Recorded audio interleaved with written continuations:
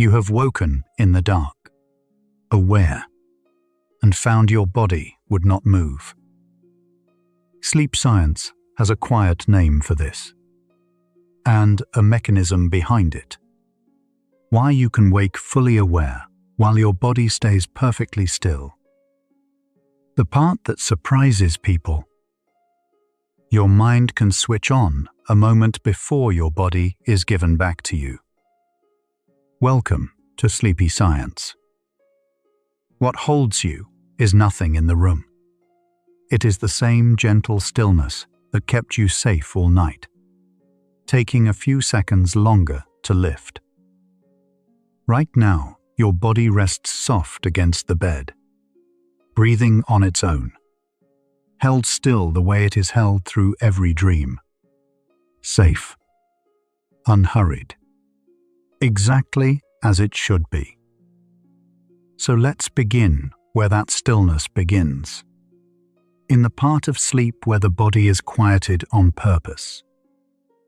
Sometime tonight, or on some quiet morning, a person may drift toward waking and find the mind switched fully on while the body stays gently switched off. The eyes might open.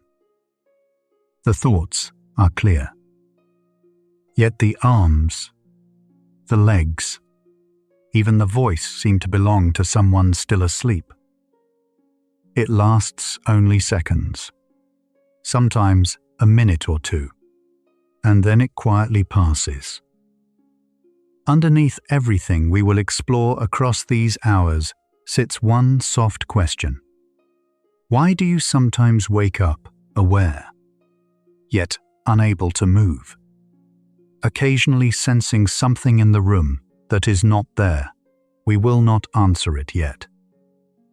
For now, simply let the question rest beside you, unhurried.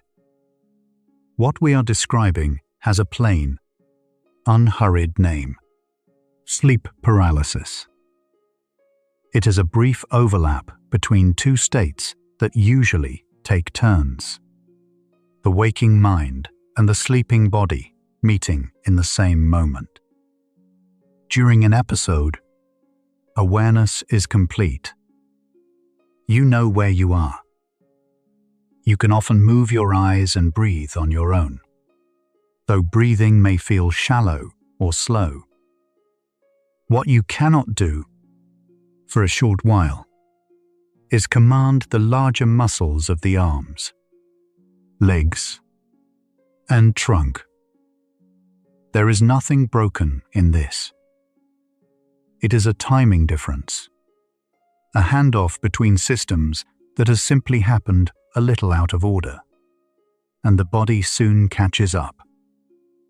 One of the most reassuring facts about sleep paralysis is how short it tends to be.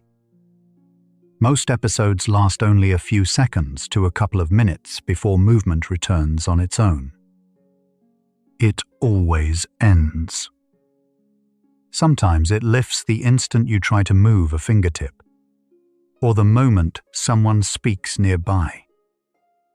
Often it simply fades as the body finishes waking. In every case studied by sleep researchers, the paralysis resolves without harm. The heart keeps beating, the lungs keep breathing, and the muscles were never truly disabled, only briefly out of reach. Knowing that it passes, and passes completely, is itself part of how gently this moment can be met. From the inside, the first thing most people notice is the stillness. You decide to turn over, to lift a hand, to sit up, and the body does not answer. The intention is there, sharp and clear, but the usual bridge between wanting and moving is quiet. Sleep scientists describe this as a mismatch between the mind's readiness and the muscle's availability. It can feel unfamiliar precisely because it so rarely happens. In ordinary waking life, the gap between deciding to move and moving is too small to notice. Here, for a handful of seconds, that gap widens just enough to be felt, and then it closes again on its own. Many people also describe a feeling of weight or pressure, often centered on the chest, as though something were resting there. This sensation has a calm physiological explanation. During the sleeping state, the body has just left. Breathing is naturally shallower. It is driven mostly by the diaphragm, with the smaller chest muscles still at rest. When awareness arrives early, you become conscious of this softer, more automatic breathing before the fuller waking pattern returns. The mind, noticing breath that feels effortful, may read it as pressure from outside. In truth, it is the body breathing exactly as it should during this in-between moment, quietly, sufficiently, and entirely on its own, needing nothing from you. Alongside the stillness, some people sense that they are not alone, a feeling that someone or something is nearby, just out of sight. Neuroscientists find this one of the most deeply human parts of the experience. The brain regions that track our own body in space stay especially active around sleep. And when awareness and dreaming overlap, they can generate a vivid impression of a presence without any figure actually being there. It is the mind's own sense of self, briefly perceived as if it belonged to another. Understood this way, the presence is not an intruder but a reflection, the sleeping brain's map of the body, glimpsed for a moment from the outside. Sometimes the mind adds images or sounds to the scene, faint shapes, a shifting of the shadows, a whisper, a sense of movement at the edge of the room. Sleep researchers call these hypnagogic or hypnopompic hallucinations, depending on whether they arrive while falling asleep or while waking. They are simply pieces of dreaming that have not yet dissolved. In ordinary sleep, dream imagery stays sealed behind closed eyes and a quiet body. During sleep paralysis, that imagery lingers a few seconds into open-eyed awareness, laid gently over the real room. What feels like something in the dark is, more often, a dream still finishing its slow and harmless fade into morning. Sleep paralysis tends to visit at two particular doorways. The first is the threshold of falling asleep, as the body settles before the mind has fully let go. Researchers call this the hypnagogic, or predormital, form. The second, and more common, is the threshold of waking, when the mind surfaces before the body has finished its own return. This is the hypnopompic, or post-dormital, form. Both are simply moments when the neat handoff between sleep and wakefulness overlaps instead of taking turns. Neither doorway is a wrong place to be. They are ordinary edges of sleep, and the body knows the way across both, even when awareness arrives a little early. Sleep paralysis is far more common than many people realize, which is part of what makes it so ordinary. Careful reviews gathering data from tens of thousands of people suggest that roughly 8% of the general population experience it at least once in their lives. For most, it happens only a handful of times, or even just once, and then rarely returns. It crosses every country, every culture, and every age group that has been studied. If you have felt it, you are in the company of hundreds of millions of others who have quietly known the same still, waking moment, and who, like you, came through it entirely unharmed. When researchers look more closely, they find that certain groups meet sleep paralysis more often, and students are near the top of the list. Studies of college and university students report rates well above the general average, with many surveys finding that a quarter or more have experienced at least one episode. The reason is gentle and familiar. Student life often means irregular bedtimes, late nights of study, early classes, and sleep that shifts from one day to the next. The more a sleep schedule wobbles, the more likely the brain is to overlap its states. It is not a sign of anything wrong, only of a rhythm still finding its footing. Shift workers form another group who encounter sleep paralysis more frequently, and for much the same reason. When work asks the body to sleep by day and wake by night, the internal clock and the sleep cycle can fall slightly out of step with each other. In that gap, the transitions between waking and REM sleep become a little less tidy, and episodes grow more likely.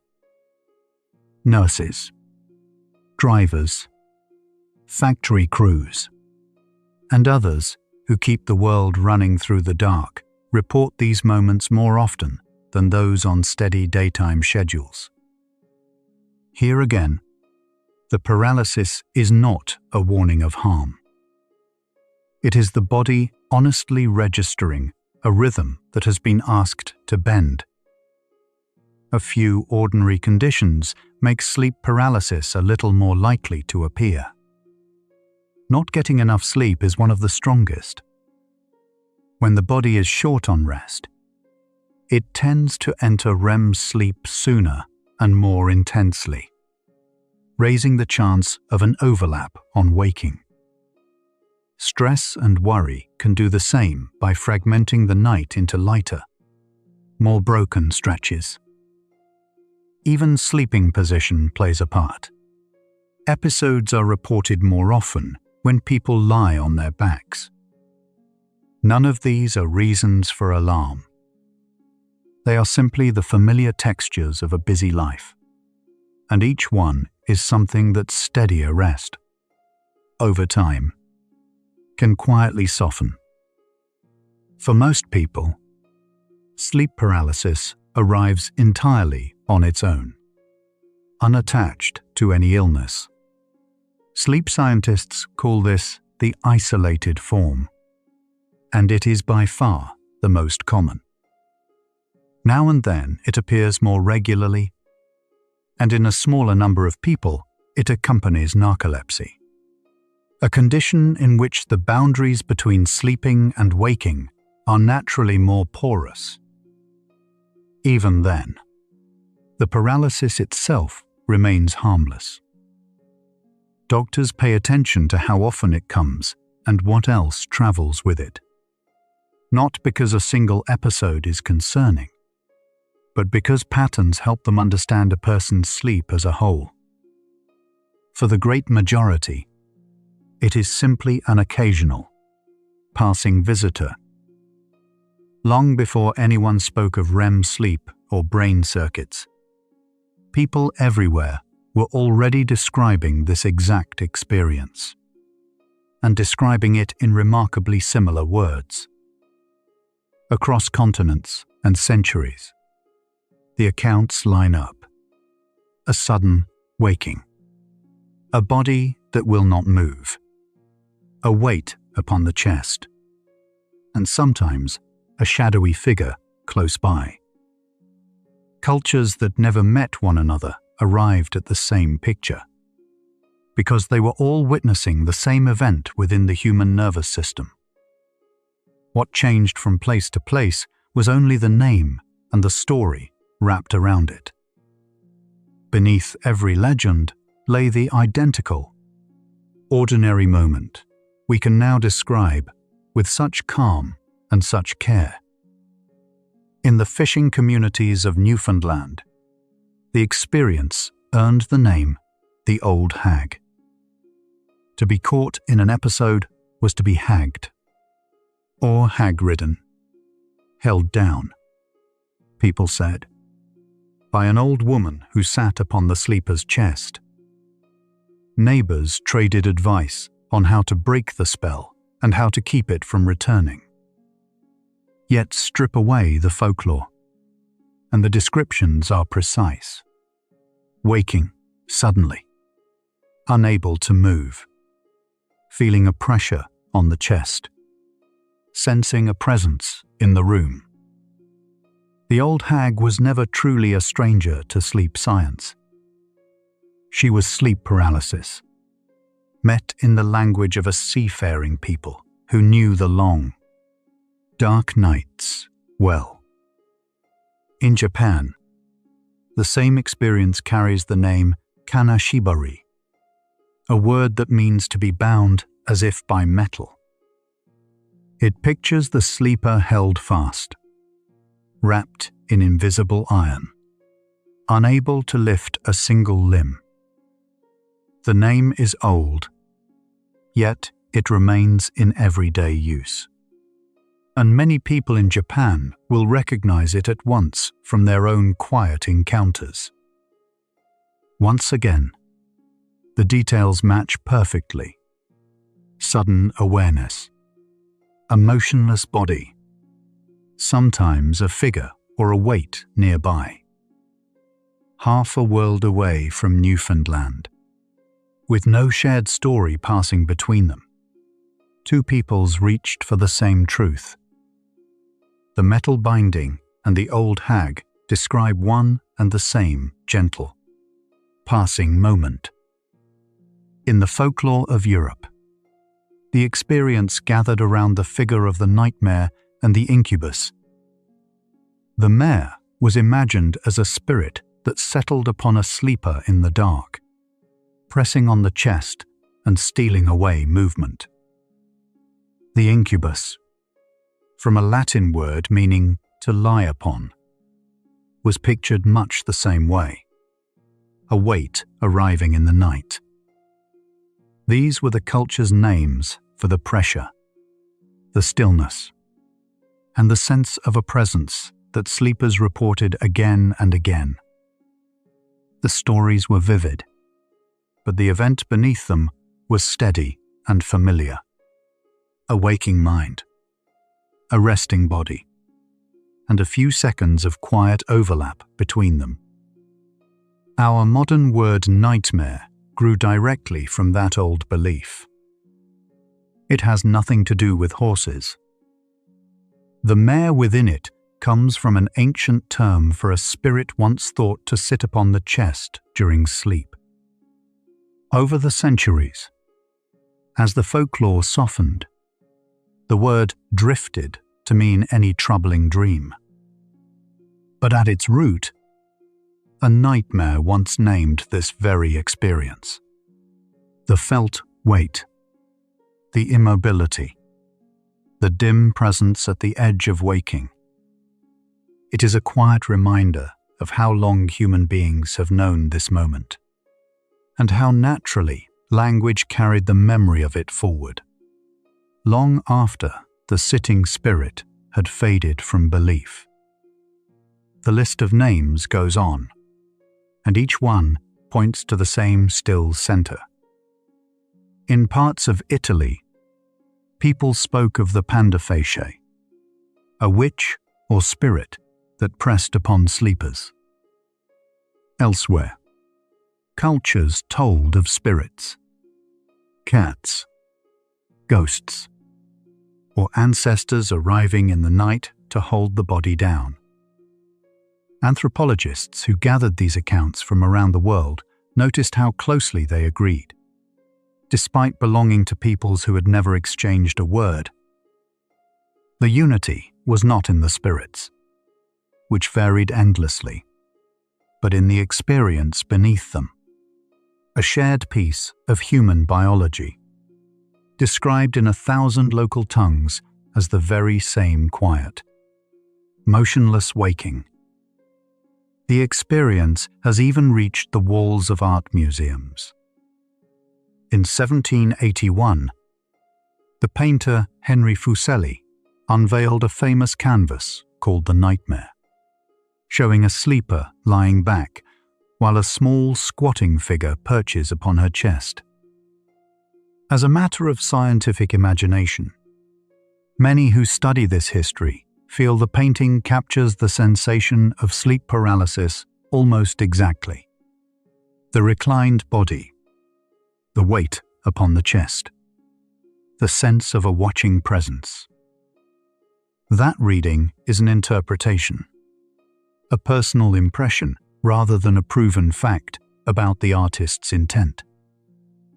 Yet, the resemblance is striking, and it suggests how deeply this ordinary nighttime moment has pressed itself into the human imagination across the ages.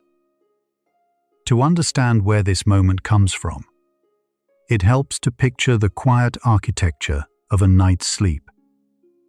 Sleep is not one flat state, but a gentle series of stages that repeat in cycles.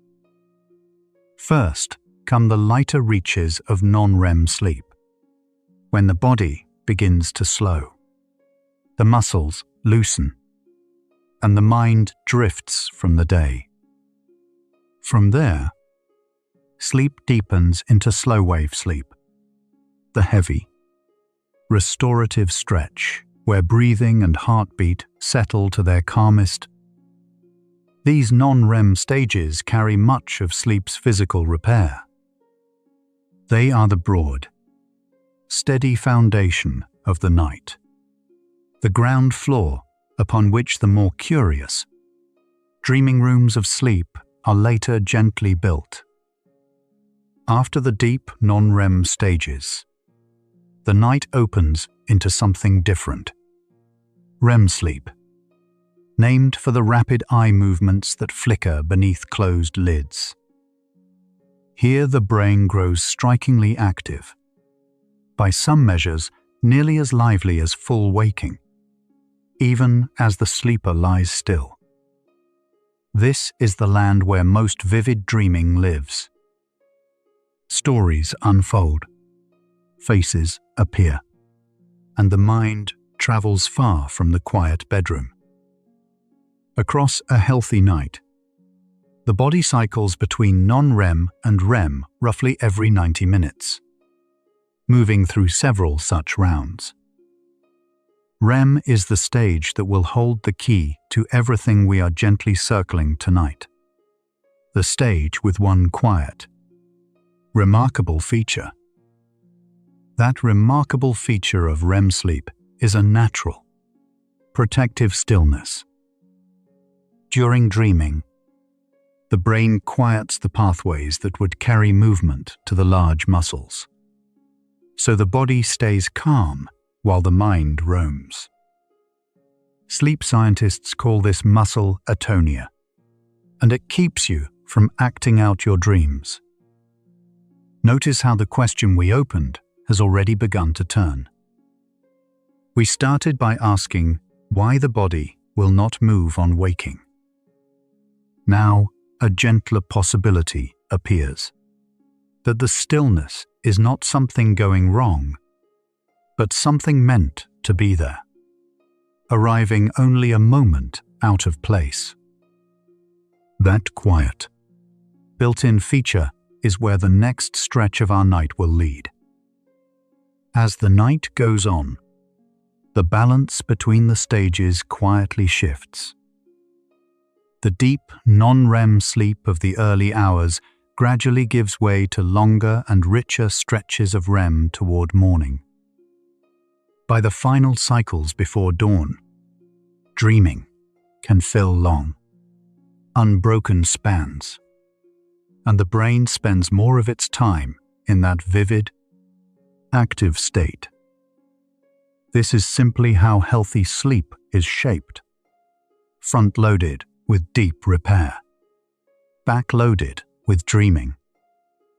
It also means that the closer waking comes to morning, the more likely it is to arrive near or within a REM period. That timing, so ordinary in itself, will matter for the moment we have been describing. And so the shape of the old understanding is now laid out before us.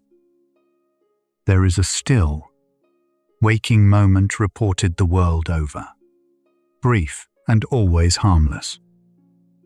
There is a body that rests deeply through non-REM sleep and dreams vividly through REM. And there is a quiet, protective stillness woven into REM itself, keeping the body calm while the mind travels. What remains is to see how these pieces meet, how a feature designed to guard our dreams might linger for a few seconds into open-eyed awareness, and how leftover images from the dream can drift softly into the waking room. That meeting is where our understanding turns next. You've been with us for a while now, and your breathing has likely softened without you noticing. A soft subscribe helps another sleepless mind find this sanctuary too. Now, let's pause together, one sleepy soul at a time. The stillness you have just been learning about is not far away, and it is not strange. A version of it moves through you every night, quietly guarding your dreams while you rest. Let that settle for a moment. The same calm that holds the body soft during dreaming is something you already know how to do, have done across 1,000 nights, and will do again tonight without any effort at all. Feel how your limbs have grown heavier as we have talked, sinking a little deeper into the surface beneath you. There is nothing here to hold up, nothing to steady, nothing to keep watch over. The muscles can loosen because that loosening belongs to you, meant to be there, safe. Let one slow breath move all the way out, and as the stillness gathers, we will follow it gently toward what comes next. The stillness we spoke of belongs to a particular stretch of the night called REM sleep. The letters stand for rapid eye movement, and the name fits. Beneath closed lids, the eyes flick and drift as though following something unseen. Inside the skull, the picture is far from quiet. Brain activity during REM can look almost like waking. Regions lighting up, patterns crossing, energy moving freely. This is the stage where the most vivid dreaming tends to happen. So the body grows softest at the very moment the mind grows most alive. Hold that gently. The calm outside and the motion inside belong to the same phase. REM does not arrive only once. Across the night, sleep moves through repeating cycles, and REM returns roughly every 90 minutes, each visit a little longer than the one before. The richest, the longest stretches of REM tend to gather in the final hours before morning. This is worth knowing, because it quietly explains something. If a moment of stillness is going to surprise you, it most often does so near dawn, close to waking, when REM is deepest and most frequent. There is nothing unusual in that timing. It simply follows the natural shape of the night. the ordinary rhythm your sleep keeps on its own. Here is the feature at the center of it all. During REM sleep, the body's voluntary muscles, the ones you would use to lift an arm or turn over, are switched gently off. Scientists call this REM atonia, from a word meaning without tension. Your muscles are not tired or failing. They are being held in a deliberate, temporary release. It happens every night, during every REM period, whether or not you ever notice. Far from a fault, it is one of sleep's quiet safeguards.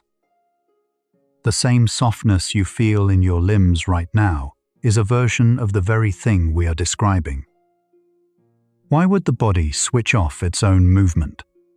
The answer is beautifully practical. In REM, dreams can be vivid and full of motion. Running, reaching, turning to speak. If the muscles stayed free, the body might try to carry those dreamed actions out. Atonia is the safeguard that keeps the dream inside the dream. It lets the mind move through whole imagined worlds while the body stays resting on the bed, protected and unmoving. So the stillness is not something happening to you against your will. It is something working for you, quietly, every single night, exactly as it was designed to. This safeguard begins in a small region deep in the brainstem called the pons. The brainstem sits at the base of the brain, where it meets the spine, quietly managing the tasks you never have to think about. When REM begins, the pons sends out signals that set the whole state in motion. The dreaming above, and the stillness below. You do not decide this, and you cannot forget it. It runs on machinery far older and steadier than conscious thought. Picture that small, faithful region at the base of your skull, keeping the night's order without a single instruction from you, doing tonight what it has always done. How does the pons quiet the muscles? It works through the nerve cells that would normally carry movement, the motor neurons running down into the body. During REM, these cells are gently held back by two calming chemical messengers, glycine and GABA. Their role is simple to picture. They lower the volume on the signal to move, so the message to lift or turn never quite reaches the muscle.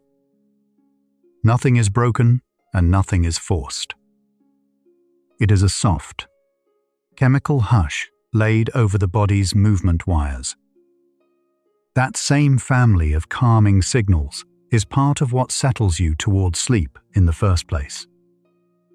The hush is wide, but it is not total, and the exceptions are telling. Two things keep moving through REM. The first is the diaphragm, the broad muscle beneath your lungs that drives your breathing. It is spared, so the breath continues without pause. The second is the small muscles of the eyes, which give REM its name as they dart beneath the lids. Everything meant to carry you across a room is quieted. Everything meant to keep you alive and dreaming stays free. It is a careful, selective release, never a shutting down of what you truly need, only a pause on what can safely wait. On almost every ordinary night, the timing is seamless. As sleep begins to lift you toward morning, the pons eases its signal. Glycine and GABA loosen their hold, and movement returns to the body a breath or two before you become fully aware. By the time you notice yourself waking, your limbs are already yours again.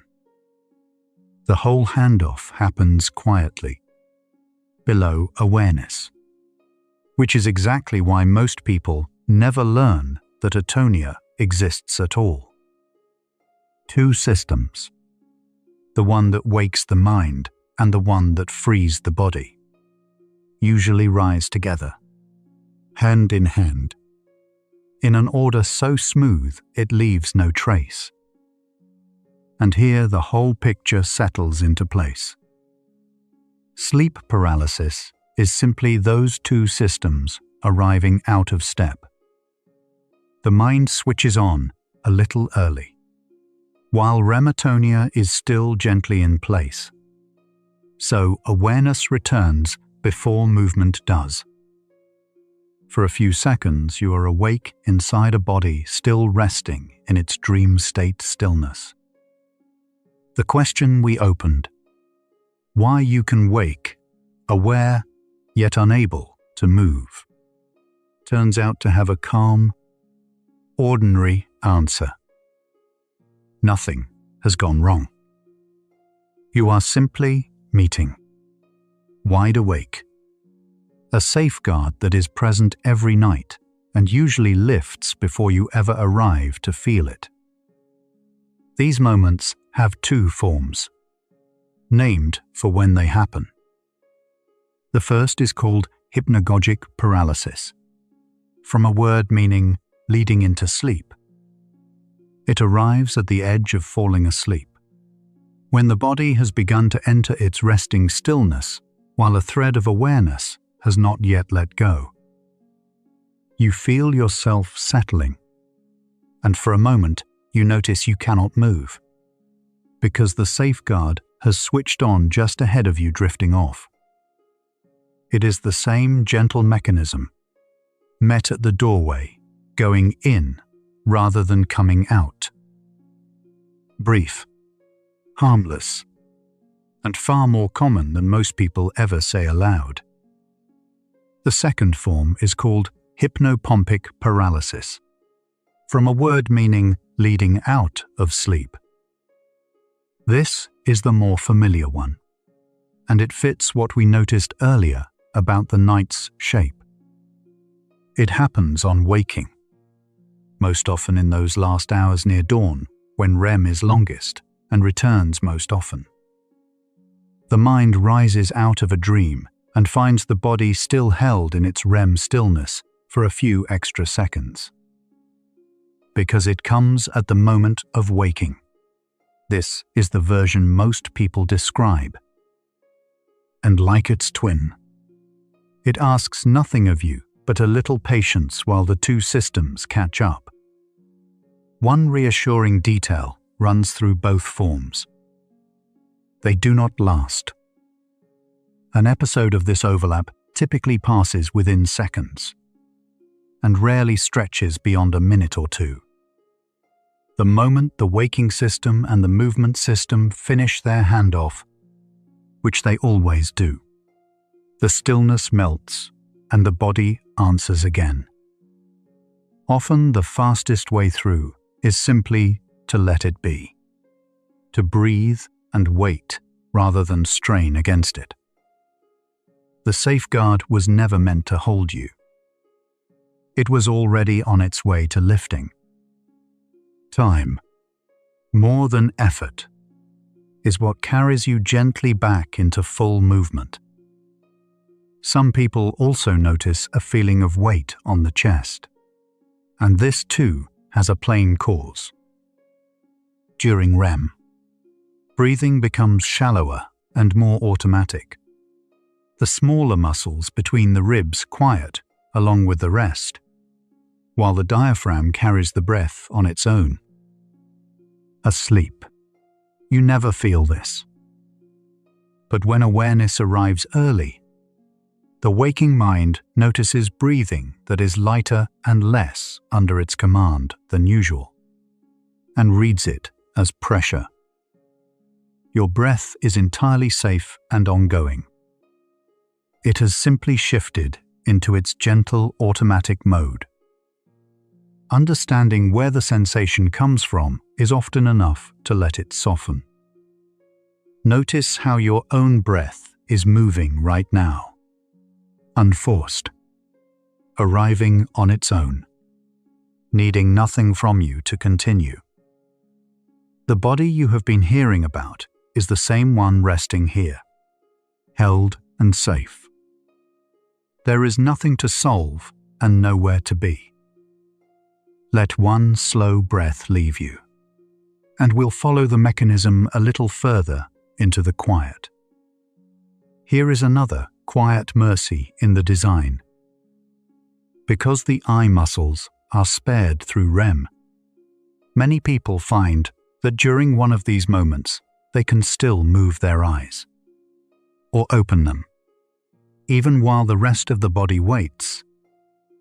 That small thread of movement is a reminder that you remain connected to the world the whole time. Your breathing, too, continues steadily on its own, carried by the diaphragm that never joined the pause. So even in the stillness, you are seeing, breathing, and present, held by a body that has kept every essential thing running for you. Perhaps the most steadying fact of all is this. Through every second of REM atonia, waking or asleep, your breathing is never at risk. The systems that keep you alive, heartbeat, breath, the steady work of the brainstem, run on their own channels, untouched by the pause on voluntary movement. Nothing about this state can stop them. The stillness only ever touches the muscles you would use to move on purpose. And it always lets go. Knowing this changes the whole experience. What once felt like being trapped becomes what it truly is. A safe, passing pause, already ending on its own. The first of the three familiar shapes this state can take is the sense of a presence, a feeling that someone or something is in the room with you. No face is needed, no sound. The certainty simply arrives. What you are meeting is not a visitor. During this kind of sleep, your brain is still generating the inner imagery of a dream. Only now your eyes are open and the room is real. The dreaming mind, finding itself awake, paints its figures onto the quiet space around you. The presence you feel is the dream itself, keeping its shape a moment past its proper time. There is a reason that presence feels watchful rather than kind. Deep in the brain sits the amygdala, a small structure that works through the night as a quiet guardian, scanning for anything that might matter. During REM sleep, it is especially active, more so than through much of ordinary waking. So when you surface into a stillness you cannot yet break, the guardian reads the moment as it is built to read the unknown, with caution. It fills the empty space with the oldest guess a nervous system keeps ready. Someone is near. The fear is not proof of danger. It is a faithful alarm, doing its work a few seconds too early. The second familiar shape is a weight upon the chest, and the sense that breath comes hard. Older stories gave this a name, the Incubus, a figure imagined sitting on the sleeper. The mechanism beneath it is far gentler than the legend. In this sleep, your breathing runs shallow and automatic, and the muscles you would use to pull a deep breath are among those kept softly still. When the waking mind reaches for a fuller breath and meets that softness, it reads the softness as pressure. Air is moving. You are safe. What seems to press on you is only the same stillness that has carried your breathing, calmly, all night long. The third shape moves rather than watches. Some feel themselves floating, tilting, or lifting free of the bed. Some sense they have risen above their own resting body and are looking down upon it. This comes from the balance system, the inner network that tells you where your body sits in space. In waking life, it checks itself constantly against small movements. Held still, with no motion to confirm, it begins to drift, and the dreaming mind reads that drift as flight, or as leaving. Yet nothing has left you. Your body lies exactly where it settled, held gently in place, while a quiet part of the mind mistakes stillness for weightlessness. Notice what these three shapes share: the presence, the weight, the floating. Each is the dreaming mind, still running its images, laid over a real and quiet room. And here the question we began with quietly turns. What holds you still is not what frightens you. And yet the two are made by the very same hand. The figure at the edge of the room is drawn by the same system that gives you your dreams each night. The one that has kept you softly still and safe for hours. Once you know the maker, the figure loses its weight. Fear needs a stranger, and this was never one. This state visits some nights and not others, and the reasons are mostly ordinary. It comes more readily when sleep has been too short for too long, because a tired brain reaches for its deepest dreaming sleep more hungrily and can slip into it or out of it at uneven moments.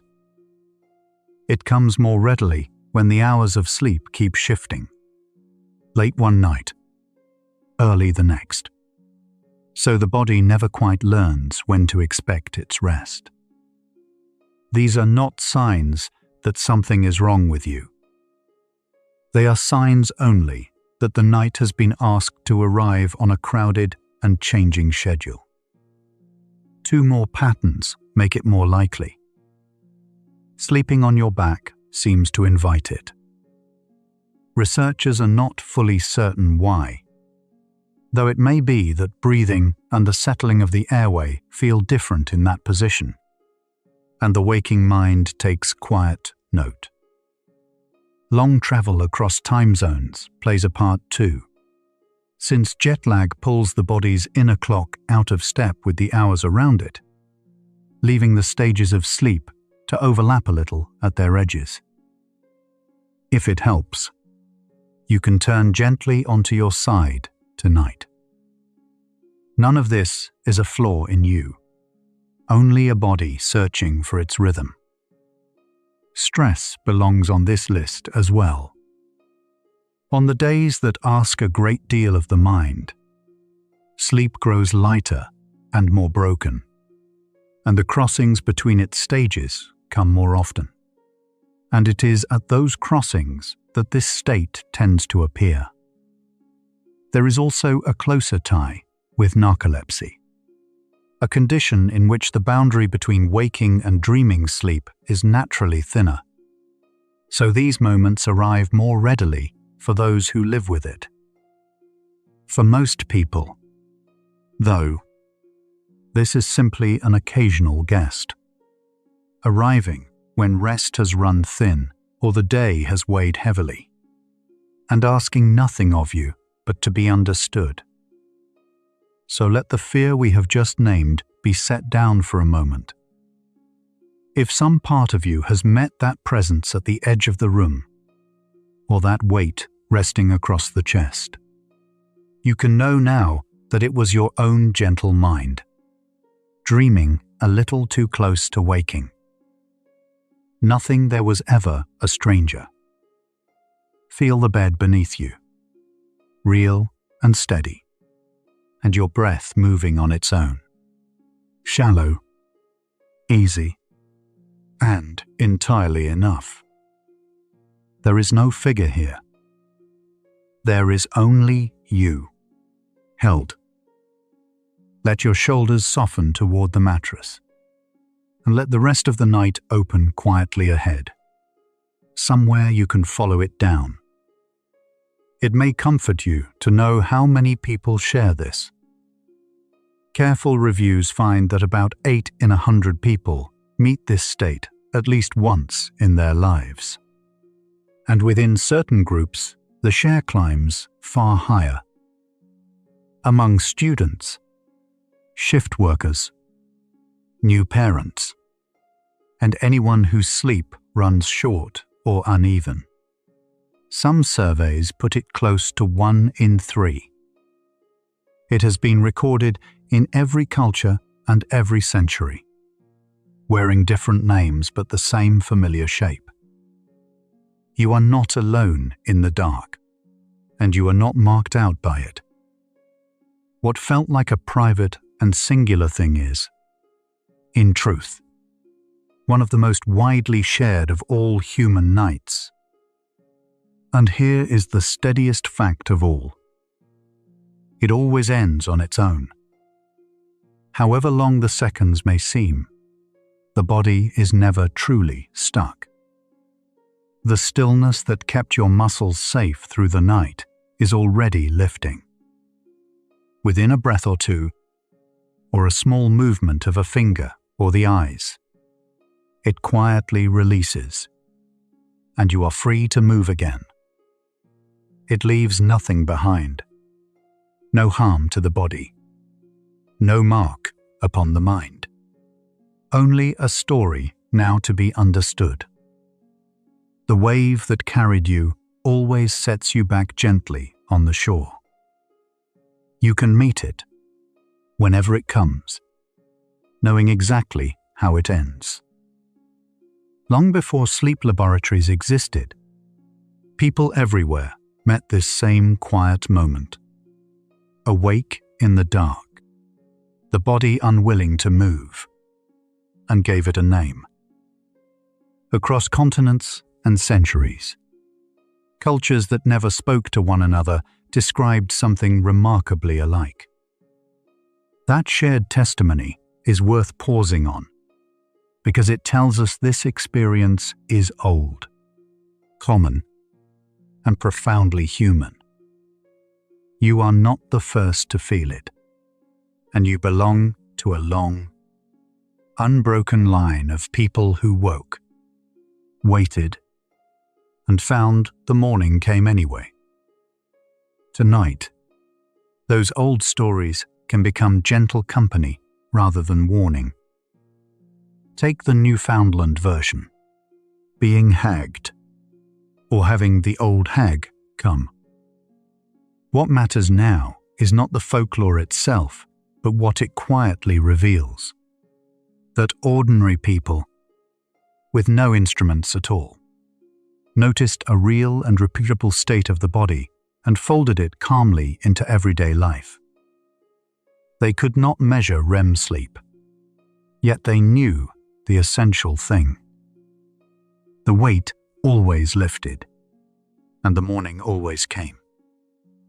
That easy familiarity, handed down over generations, is its own kind of reassurance. It is proof that this moment has been met and outlived countless times by countless people long before you. Japan's word Kanashibari, from older roots meaning to be bound as if by metal, tells the very same story from the other side of the world. Two cultures with no contact between them. One in the North Atlantic, one in the Pacific, reached for wholly different images to name one identical sensation. An aware mind inside a stilled body. That is the quiet lesson hidden in the folklore. The spirits and the metal bindings changed with every place and every century, but the bodily event beneath them never did. The story was always local. The mechanism was always, everywhere, exactly the same. The very word nightmare carries this history inside it. The mare was not a horse, but an older figure from Germanic and Norse folklore. A presence once imagined to settle over a sleeper in the dark. Over centuries, night and mare fused into a single word, and its meaning drifted toward any troubling dream. Yet its origin points straight back to this experience. The sense of something near while the body lay still. Each time we say the word, we quietly carry an ancient description of the very same harmless state you may be learning. Tonight, to understand and set at ease. The medieval incubus, from a Latin root meaning to lie upon, shows the same pattern once more. A genuine sensation dressed in the beliefs of its age. People truly felt shallow breathing and a heavy chest as they woke. Lacking any other language for it, they named the feeling after a presence come to rest upon them. The feeling was entirely real. Only the explanation belonged to its time. And that is what quietly unites every version of the story across the world. An honest report of the body's experience, wrapped in whatever meaning a particular century happened to have on hand. The pattern repeats almost everywhere researchers have looked. In Italy there is the panda feci. Across the Caribbean, kokma. In parts of the American South. The old phrase about the witch riding you. Dozens of cultures, most with no contact between them, independently arrived at strikingly similar accounts. A felt presence, a stilled body, a clear and waking mind. When so many separate peoples describe the same thing, it points not to shared superstition, but to shared biology. The human nervous system is remarkably alike the world over. And so, gently, are the experiences it produces in the night. By 1781, the experience had even reached the walls of art. Henry Fuseli's painting The Nightmare shows a sleeper lying back, a small crouching form upon the chest, a shadowy horse's head emerging from the dark behind. What makes it remarkable is the recognition it drew. Viewers across Europe knew the scene at once, because so many had felt something like it themselves. Long before neuroscience could explain the weight or the watching presence, an artist had rendered them faithfully enough that strangers saw their own nights in the paint. The experience was already common. It simply had no name yet. Draw all these threads together and one picture emerges.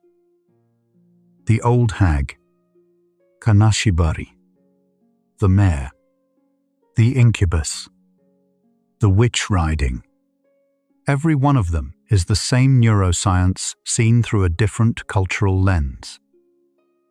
In each, a person wakes with the mind switched on while the body's sleep-time stillness has not yet lifted. and the dreaming brain paints a figure into the room. Different names, different spirits, one underlying event.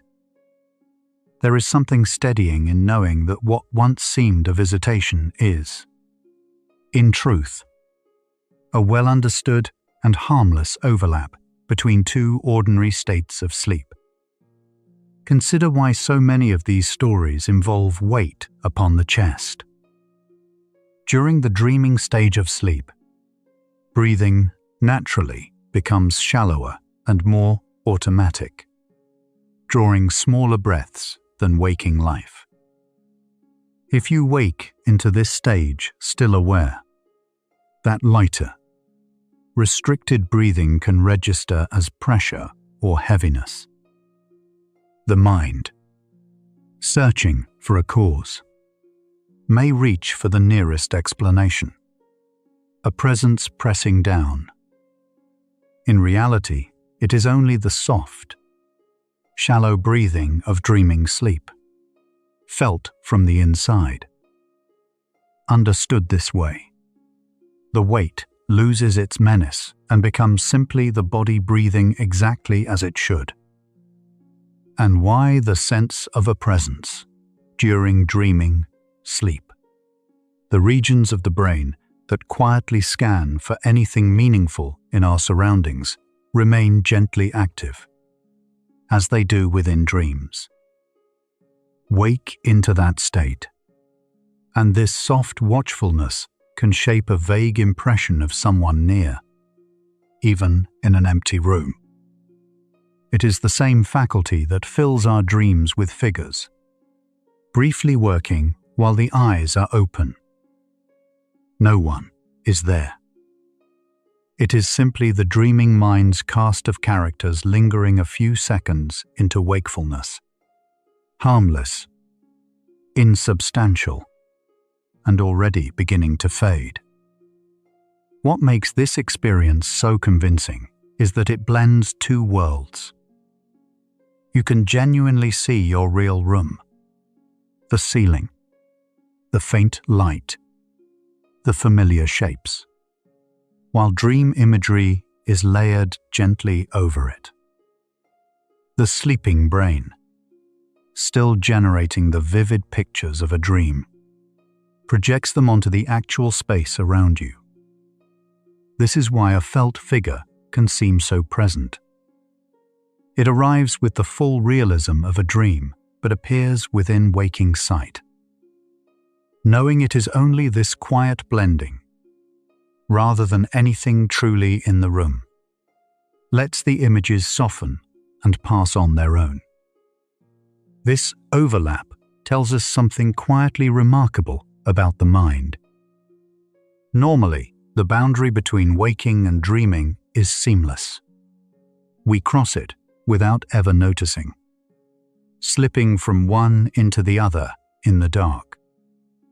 In these moments, that boundary becomes briefly visible. Two states that almost never coexist are, for a short while, present at once. The awareness of waking and the imagery of dreaming, resting side by side. Far from a malfunction, it is a rare glimpse of the gentle machinery of sleep with its edges softly showing, ordinarily hidden from us every single night. In this state, you become something unusual, a conscious witness to your own dreaming. Most nights, the dreaming brain does its work entirely without an audience. You recall only fragments come morning. Here, awareness arrives while the dream machinery is still running, and for a few seconds you can observe it from within. Sleep researchers find this genuinely fascinating, because it is one of the few natural moments when a person can be awake to the dreaming process itself. What can feel strange is, from another angle, a quietly extraordinary window onto how the mind makes its nights. Scientists who study consciousness pay close attention to this state for exactly that reason. It offers a naturally occurring situation where dreaming and self-awareness coexist, something ordinarily impossible to observe directly. By studying it, researchers learn how the brain draws and dissolves the line between our inner worlds and the outer one. In other words, the very experience that once unsettled people now helps illuminate one of the deepest questions we have: how the mind knows the difference between a dream and a room. What was once called a haunting has quietly become a doorway to understanding. Here is where understanding becomes a gift you can carry into the night. Because this state is harmless and self-limiting, simply knowing what it is changes how it feels. People who recognize the experience, who can silently name it as the body's stillness lingering a moment too long, often find their unease loosening its grip. The mechanism does not change, but your relationship to it does. And that shift, from bewilderment toward quiet recognition, is often enough to turn a surprising moment into one you can rest through, waiting calmly for it to lift on its own. One of the most reassuring facts to hold is this: every episode ends on its own, always, and usually within seconds or a minute or two. The body's stillness is only waiting to lift, and lift it will, without any action required from you. No episode has ever kept anyone still indefinitely. The same mechanism that pauses movement during dreams is the one that gently releases it. Knowing there is a certain near ending can transform the waiting entirely. You are not held. You are simply a little early, and the body is a moment behind, quietly catching up. If you wish to ease an episode along, there is a gentle approach many people find helps. Rather than straining against the large muscles, which stay quiet longest, try moving something small. A fingertip, a toe, the tip of the tongue. The muscles nearest voluntary control tend to return first, and one tiny successful movement can signal the body to lift its stillness sooner. There is no need to push or force. A small, soft attempt at the edges is often enough to coax the transition, like turning a key with the very lightest of pressure. Another quiet anchor is the breath, which never leaves you. Throughout an episode, your breathing continues entirely on its own, steady and automatic, exactly as it does through every dream. Turning your attention gently toward it, feeling the soft rise and fall you could not stop if you tried, can settle the mind and pass the seconds. The breath is proof, in real time, that the body is working perfectly and keeping you safe without any effort from you.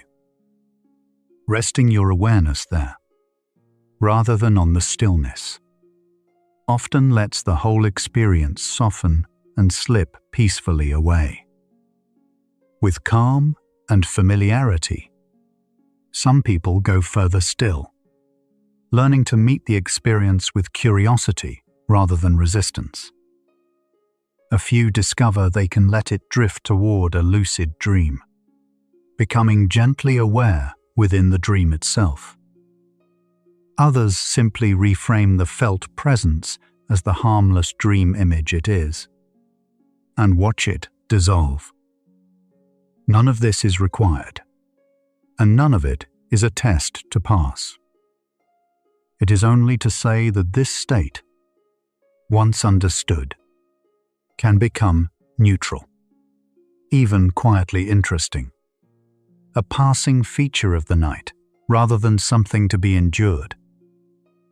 Beyond the moment itself, a few gentle habits can make these episodes less frequent, and they ask nothing dramatic of you. The first is simply regular sleep timing. Going to bed and waking at roughly consistent hours helps the stages of sleep unfold in their natural order, so waking and dreaming are less likely to overlap. A steady rhythm gives the body fewer chances to blur its transitions. There is no perfect schedule to chase, only the quiet kindness of a familiar bedtime, offered to yourself most nights, letting sleep settle into its own comfortable pattern. Closely related is simply allowing yourself enough sleep.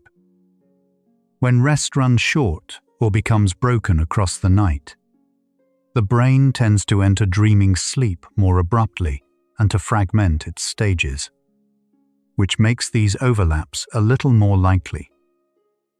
Giving yourself sufficient hours lets the night flow through its phases smoothly and unhurried. This is not about discipline or perfection.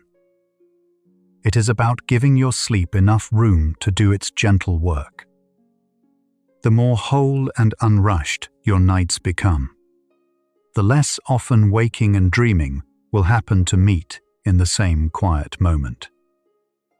Two more gentle influences are worth knowing.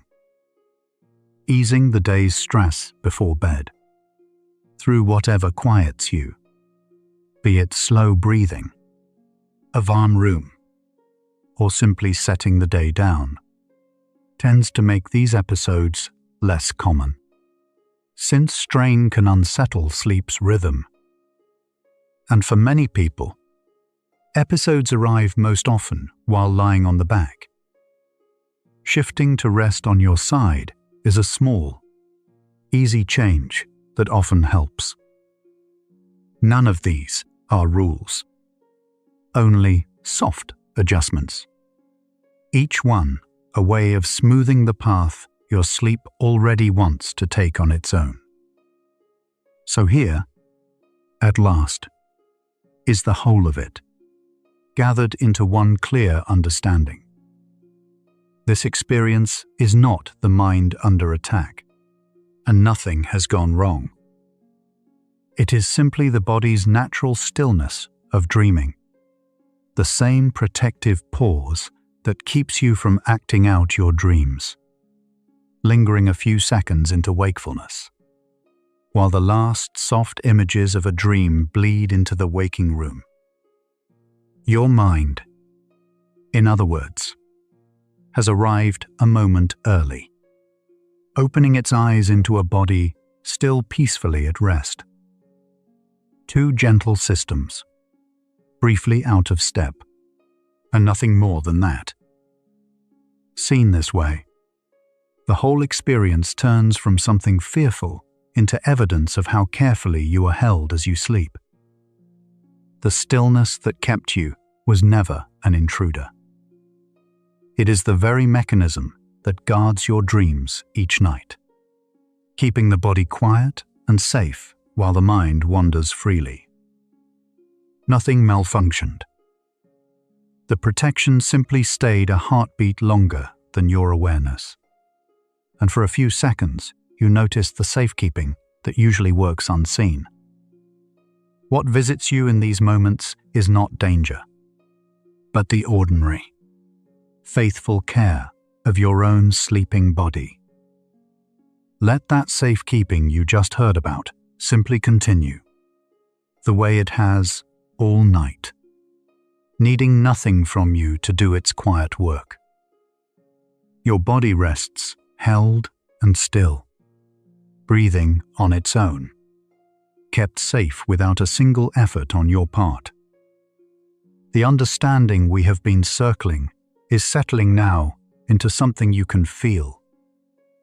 There was never anything to defend against, only stillness arriving alongside a waking mind.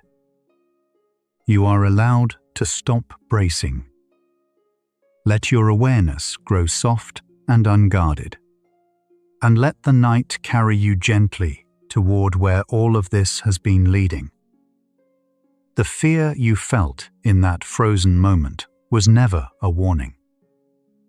It was only your mind meeting a stillness it did not expect. Once you know the name for it, the fear loosens its grip. What felt like being trapped becomes something gentler. A body still resting. A mind that arrived a little early. Understanding does not erase the moment. It simply softens it, the way morning softens the edges of a dream. The stillness that held you was not a cage. It was the same care that carries every sleeper through the night. While you dreamed, your body was quieted so you would not rise and act out the running, the falling, the flying. That quiet did not fail you when you woke. It simply stayed a few seconds longer, keeping its promise to hold you safe until you were fully returned. Sometimes the mind opens its eyes before the body is ready. This is all that happened. You surfaced from the deep water of dreaming a breath too soon, into a body still folded in its rest. There was no error in you, no fault. Only two parts of sleep that usually move together, arriving a moment apart. And moments apart, always close again. The way two hands find each other in the dark. Release always comes. This is the truth the frozen moment cannot tell you while it lasts. But it is true every single time. No one stays held forever.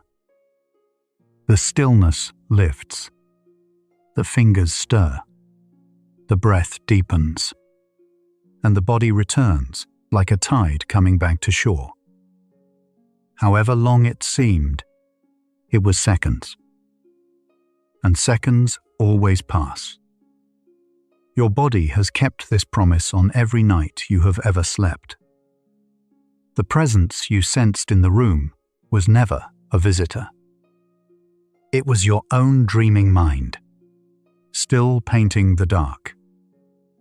In that in-between place, the images of sleep can drift out past your closed eyes and into the corners of the room. The shadow at the door, the weight on the chest. These are dreams that wandered a little too far. What stood in the dark was only you, still dreaming with your eyes open. When the body cannot move, the mind reaches for a reason. It is a storyteller by nature, and in the dark, it reaches for the oldest story. Someone is here. But the fear came first, and the figure came after, dreamed up to explain a feeling that already had a gentler cause. Knowing this, you can meet the next shadow softly. It is not a stranger. It is your mind, trying to make sense of stillness. Through all of it, your breath kept moving. The stillness that held your arms and legs never touched your lungs.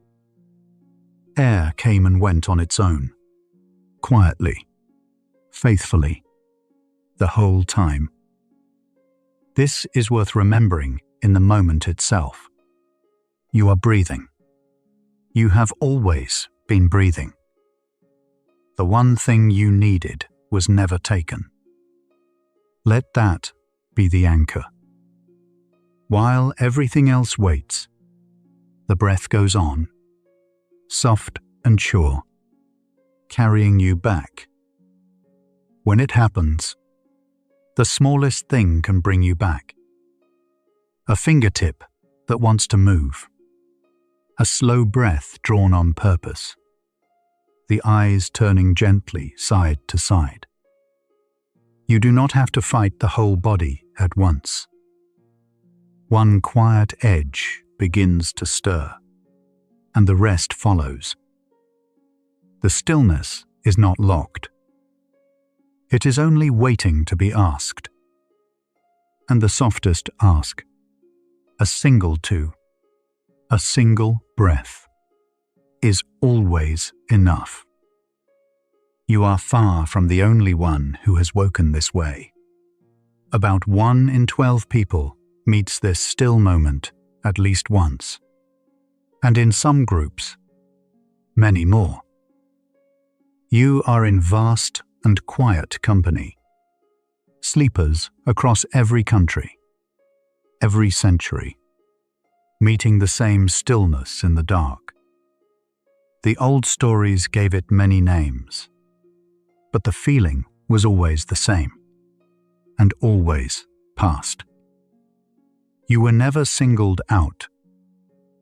This is simply one of the ways a human body sometimes wakes. Common, harmless, shared by more souls than you could count. Once you understand it, the moment begins to lose its weight. The next time the stillness comes, part of you will remember. This is only sleep, holding on a little longer. And that remembering changes everything. The fear needs surprise to grow, and you have taken the surprise away. What is left is a strange, quiet pause. No longer something to escape, only something to wait through, softly, until your body catches up with your waking mind. Every night your body performs this same quiet act of care, and almost always you never notice. It softens the muscles as you enter dreaming, holds them still, and releases them again before you wake. Thousands of nights, seamless and unseen.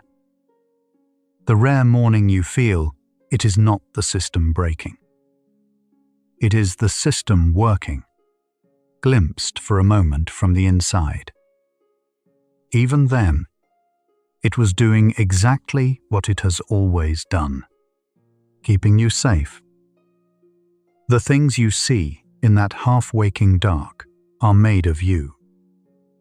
They are drawn from your own memory, your own feeling, the day's leftover images loosened by sleep.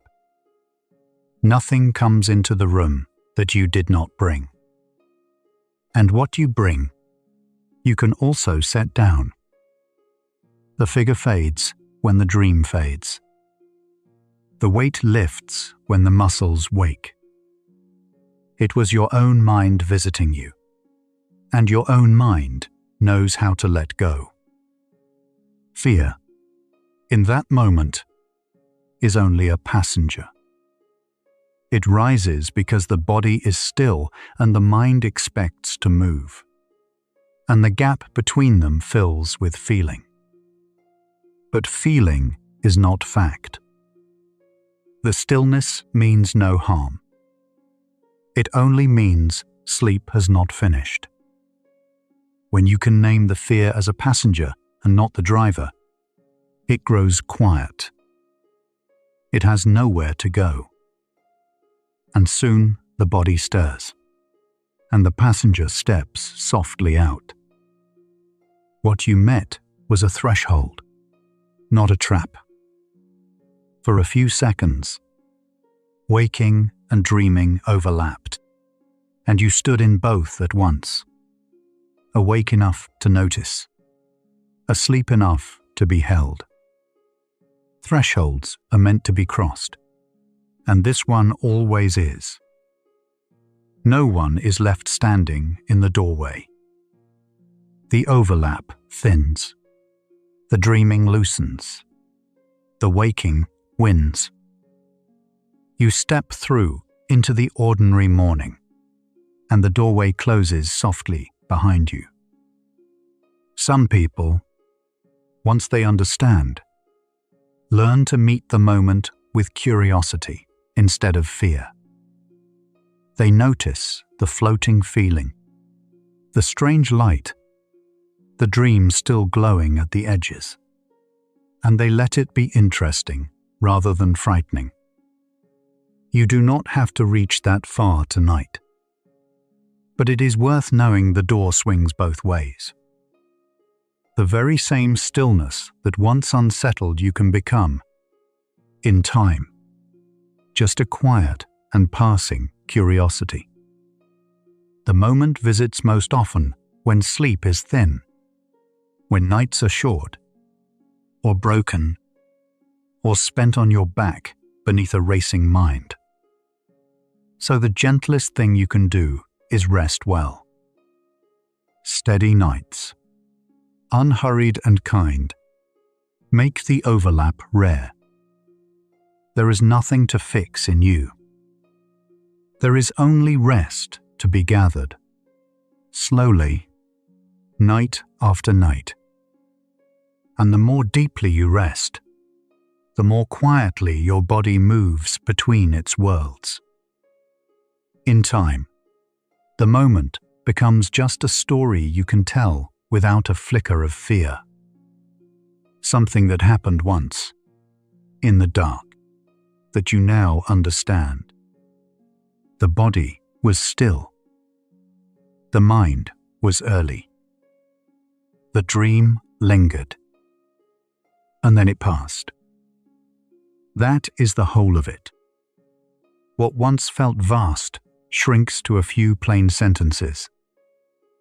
And plain sentences cannot frighten anyone. This is what understanding does. It turns the unknown into something you can hold. Beneath every second of that stillness, one thing was always true. You were safe. Safe in your bed. Safe in your breathing. Safe inside a body doing precisely what it was built to do. The fear told a different story, but the fear was mistaken. Nothing was coming for you. Nothing was wrong. There was only a sleeper, resting, on the edge of waking, held, as always, by a body that has never once let you fall. The very stillness you once feared is with you every night, gentle and unnoticed. It is settling over you now, softening your limbs, letting the day drain out of your hands. Tonight you will pass through it without ever knowing, as you have 1,000 times before. And if you ever meet it awake again, you will know it by name. Not a hand in the dark. Only sleep, keeping its oldest and kindest promise. There is even a kind of wonder in it. The mind that can paint a whole figure into an empty room is the same mind that dreams your richest dreams, that remembers a face from years ago, that builds worlds each night from nothing. Its power to imagine is not a flaw. It is the same gift, glimpsed at an unusual hour. What visited you was proof of how vividly, how tirelessly, your quiet mind creates. So you can set the fear down now, fully, the way you set down anything you have finally understood. It has done its work. It needed you to look, and you have looked. There is nothing left in that dark moment to hold on to. The stillness was care. The figure was a dream. The fear was a passenger. And you were only a sleeper, briefly awake, on your way back into rest. Your body will do all of this again tonight, and you will not have to ask. It will lower you into dreaming, still your limbs so you can wander safely, and lift the stillness the moment you truly wake. It needs no thanks and no attention. It only needs you to let it. So let it. Trust the quiet machinery of your own rest. It has carried you through every night of your life, and it will carry you through this one. Notice how the fear has thinned as you have listened. What began as a frozen, breathless dark has become something you understand, something almost tender. The moment was never against you. It was your body and your mind, briefly out of step, both of them working to keep you whole. Understanding is its own soft light. It reaches into the old dark places and shows you there was never anyone there. Only you, and the care that holds you. And now the same stillness is arriving, softly, the way it should. Not a moment early. Not a moment to fear. Your body is loosening on its own, your breath growing long and slow, the day dissolving from your shoulders. This time you will not wake inside it. This time you will simply follow it down, past the threshold, into the deep and dreaming dark, held the whole way by the quiet that has always kept you safe. You were never in danger. That is the whole truth of it. The truth beneath every frozen second and every shadow in the dark. You were only briefly awake inside a body that was keeping you safe, held still not to trap you, but to carry you gently home. There was nothing in the room but your own tender mind. And there is nothing here now but rest. Let it have you. You are safe. You have always been safe. 100 facts ago, you woke in the dark and could not move, and it felt like being trapped. Now you know the stillness had a name and a purpose. The atonia of REM sleep. The quiet switch that turns the muscles off so you can dream without moving. We followed the fear to its source and found the amygdala, painting a presence into an empty room to explain a feeling that came first. What began as being trapped became being held. The dark was never against you.